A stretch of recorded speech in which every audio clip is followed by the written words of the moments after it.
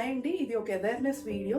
ఎందుకంటే cancer cases అనేది బాగా పెరుగుతున్నాయి ఈ మధ్య. ఎవరిని చూసినా మీ ఫ్యామిలీలో కానీ మీ ఫ్రెండ్స్ ఆర్ మీకు తెలిసిన రిలేటివ్స్లో ఎంతమందికి క్యాన్సర్ అని చెప్తున్నారు అండ్ ఎంతమంది క్యాన్సర్ ద్వారా చనిపోతున్నారు.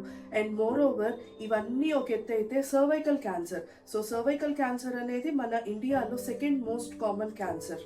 ప్రతి సంవత్సరం 1,00,000 నుండి 1,50,000 కొత్త సర్వైకల్ క్యాన్సర్ కేసెస్ చూస్తున్నాము. అండ్ అవన్నీ కూడా లేటర్ స్టేజెస్లో డిటెక్ట్ చేయటం వల్ల వాళ్ళకి ట్రీట్మెంట్ కానీ ఏమీ సక్రమంగా అందించలేకపోవటం వల్ల ప్రతి 8 నిమిషాలకి ఒక మహిళ సర్వైకల్ క్యాన్సర్ ద్వారా చనిపోతున్నారు.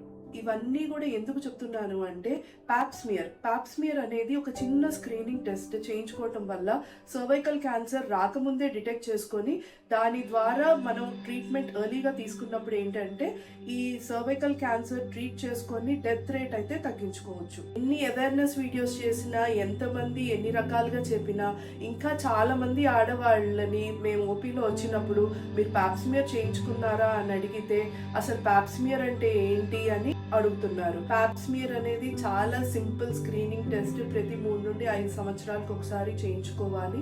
ఒకవేళ మీరు చేయించుకోకపోతే ఇవాళే చేయించుకోండి. అండ్ డీటెయిల్డ్ ప్యాప్స్మియర్ గురించి నెక్స్ట్ వీడియోలో తెలుసుకుందాం.